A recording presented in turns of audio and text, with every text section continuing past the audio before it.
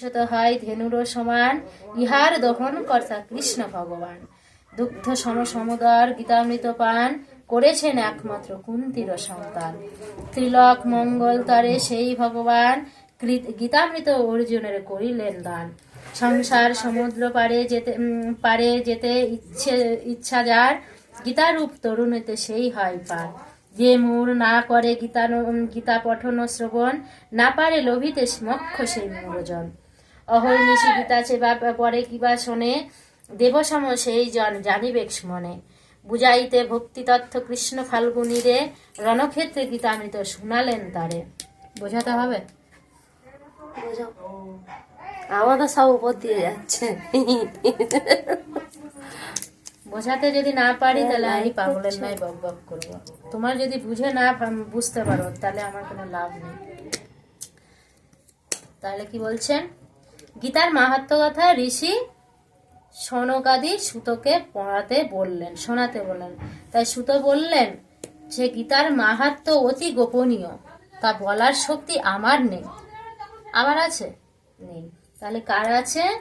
শ্রীকৃষ্ণ স্বয়ং তা বর্ণিত করেছিলেন, নিজের গীতা নিজে বলেছিলেন।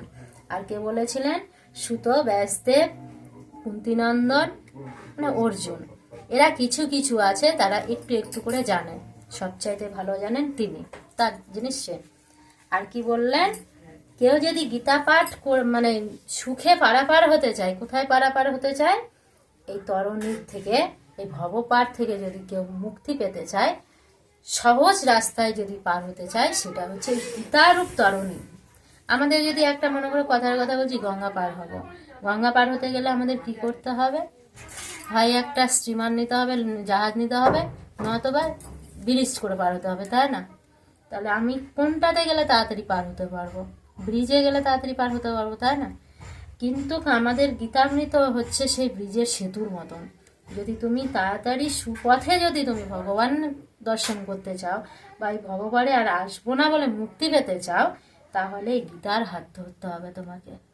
গীতার যদি তুমি পাঠ করো, শ্রবণ করো, তাহলে সুখেই তুমি পার হতে পারবে সেই ভব নদীটা পার। বৈতরণী নদীর নাম শুনেছ? সবাই বলে। ওই বৈতরণী নদী পার হতে গেলে আমাদের এই গীতার আশ্রয় করতে হবে। তাহলে কি বলছে? গীতারূপ তরুণীতে সেই হয় পার, যে মূর না করে গীতা পঠন ও পাঠন। মূর মানে মূর্খ। যারা মূর্খ তারা কিন্তু গীতা পাঠ করে না। মূর্খ মানে এই না যে পড়াশোনা জেনেও শুধু জানে না, তাদের মূর্খ বলে না। যারা পড়াশোনা জানে কিন্তু আমি গীতা মানি না, আমি ভগবানে বিশ্বাস করি না, না, ওটাকে শিক্ষিত বলে না। যে ব্যক্তি মূর্খ হয়েও সে জ্ঞানী, কে মূর্খ জ্ঞানী জানো? তাহলে এই আমি ছোট্ট একটা কথা বলি, যখন ভাঙিয়ে দিতে বলে কথায় কথা বলে, ওই জন্য আমি এটা বসিব। উড়িষ্যাতে এক ভক্ত ছিল, বহুকাল আগের কথা, ঠিক আছে? সে কোনো পড়াশোনা জানে না। তোমার এখানে গীতার একটা ছবি দেওয়া আছে, কোথায় গেল? এখানে দেওয়া আছে।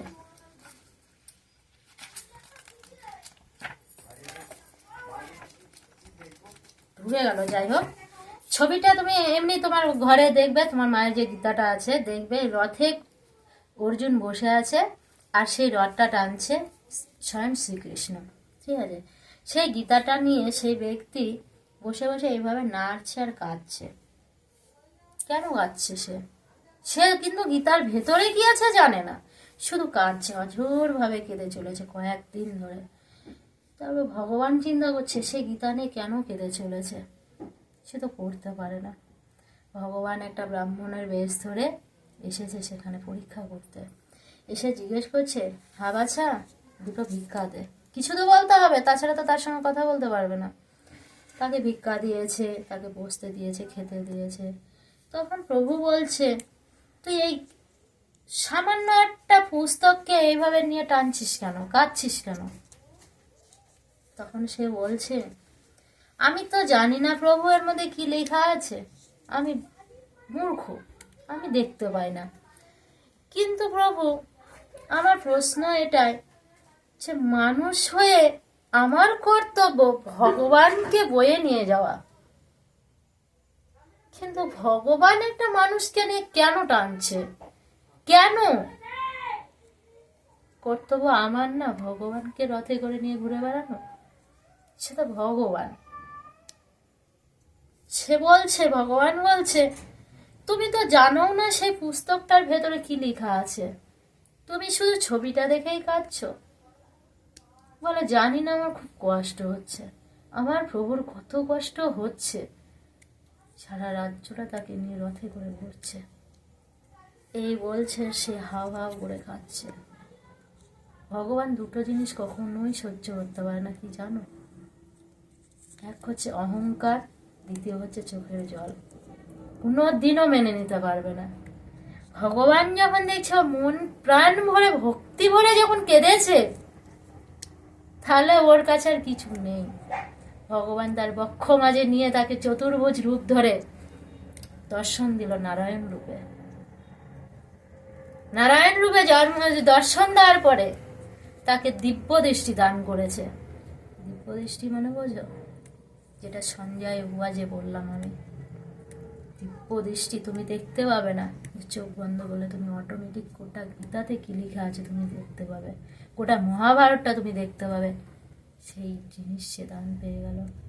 সে এত মহাজ্ঞানী হয়ে গেল, এত বড় মানে পণ্ডিত হয়ে গেল, তোমার ভাবনার বাইরে।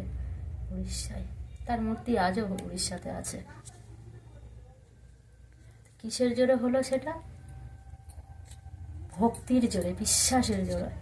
আমরা যদি বিশ্বাসই না থাকে, তাহলে কি সে তো পড়াশোনা জানতো না, সে তো মূর্খ, হ্যাঁ কি না? তাহলে কি আমরা এই যে এত এত পড়াশোনা করে যারা, অথচ গীতা মানে না, তাহলে কি তার কোনো মূল্য আছে? নেই।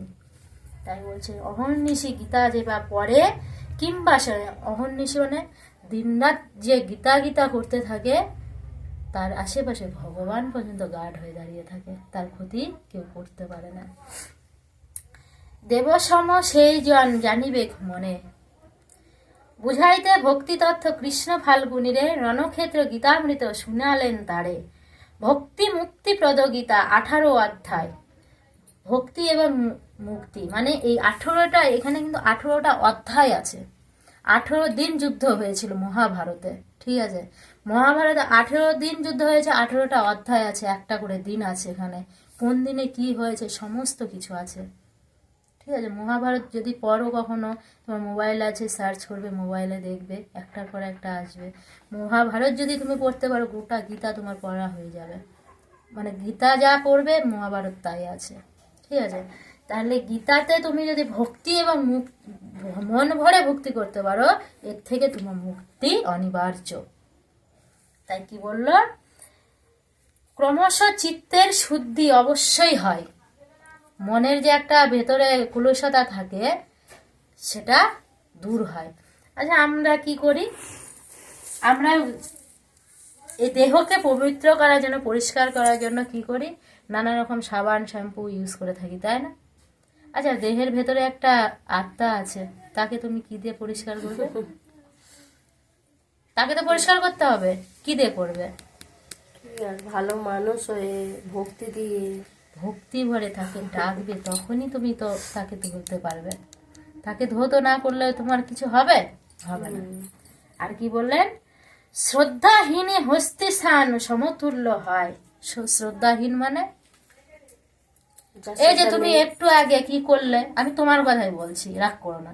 পাটা মেলে দিয়ে উন্মুখ হয়ে মোবাইলটা কানে নিয়ে গান প্র্যাকটিস করছিলে, কিন্তু এখানে আমি গীতাটা পড়ছিলাম। এটাকে বলে শ্রদ্ধাহীন।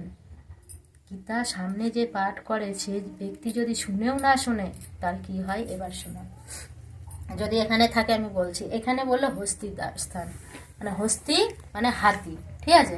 হাতি কি করে দেখবে, ভালো জলে সারাদিন ধরে চান করলো, ঠিক আছে? চান করে সেখান থেকে এসে এতগুলো বালি সুরে করে নিয়ে নিজের মাথায় নিজেই ঢালে, তাহলে ওর চানটা কি হলো? চান হলো? আবার নিজের গানে নিজে নোংরা করে। তাই জন্য বলেছে, গীতার পাশে থেকে যে গীতা শোনে না, সেই হস্তির চানের সমান হয়ে যায়। আর কি বললো? পঠন ও পাঠন গীতা না করে যে জন, মনুষ্য লোকেতে তার বৃথাই জীবন। গীতা রেখেছো তুমি ব্যাগে যত্ন করে, গীতাটা একবারও পড়ে তুমি শ্রবণও করোনি, শোনাওনি কাউকে, তাহলে কি হলো? সব কিছু এই মনুষ্য জীবন পেয়েছো, এই জীবনটা হচ্ছে অমূল্য রতন। মনুষ্য জীবন বহু দুর্লভ জীবন। এই জীবনটা পেয়েছো অনেক কষ্টের পরে, পেয়েছো তো, সেই জীবনটাই তুমি কাজে লাগাচ্ছ না, তার পেছনে ছোট। তাই কি বলছে, যে জন গীতার তথ্য কিছু নাহি জানে, ধিক ধিক ধিক তার কুল শিলমান ধনে। একবার নয়, হাজারবার তাকে ধিক্কার জানাবে। যে জন গীতার মাহাত্ম্য জানে না, গীতা জানে না, তার কুল বংশটাকে পর্যন্ত ধিক্কার জানায়। সেটা আমি বলছি না, কিন্তু রাগ করো না, আমার গীতাতে বলেছে। জয় রাধে। অধম পামর সে যে বা গীতা নাহি জানে, ধিক তার সম্পদেতে, ধিক তার যে জ্ঞানে। গীতা শাস্ত্রে যার নাহি কোনো জ্ঞান, ধিক তার অদিষ্ট ও পূজা যশমান। আমি গীতা জানি না, গীতা মানি না, শিবরাত্রি করছি, মনসা পুজো করছি, কালী পুজো করছি, তাহলে আমার কোনো লাভ হচ্ছে? ক্ষতি হচ্ছে। গীতা ব্রত তপ যশে ধিক, ধিক জ্ঞানে তার, গীতার প্রকৃত অর্থ অমৃত সমান। তাহলে গীতার অর্থ যে প্রকৃত পক্ষে জানে, সে অমৃতের সমান জ্ঞান অর্জন করে।